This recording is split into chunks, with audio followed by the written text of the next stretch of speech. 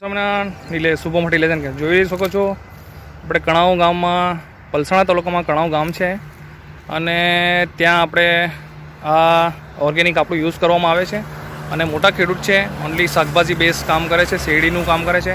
અહીંયા તીંડોળા છે, આગળ એની પાછળ રીંગણ કરી છે, મરચી કરી છે અને શેરડીનું બી પાક કરે છે. બરાબર, ચીબડા છે, ગલકા છે, બધી જ શાકભાજીઓ કરે છે અને આ આપણું ઓર્ગેનિક મારુતિ ઓર્ગેનિક વાપરવામાં આવે છે. હવે આપણે ખેડૂત ભાઈને મળીએ છીએ અને વાત કરીએ છીએ અને એમનો અભિપ્રાય લઈએ છીએ.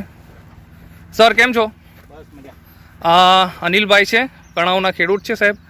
અને સર કેવું છે એમ રિઝલ્ટમાં સારું છે ને તમને?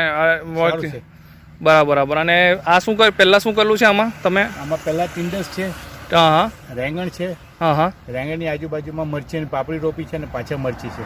બરાબર. તો આપણે ઓર્ગેનિક બેઝ તમે વધારે યુઝ કરો છો, બરાબર છે? વધારે યુઝ કરો. યસ. અને તમે જોઈ શકો છો પાક રીંગણનો આ કેટલી વાર કાઢ્યો સર? 10 થી 12 વાર. 10 થી 12 વાર પાક લીધો છે, બરાબર ને સર?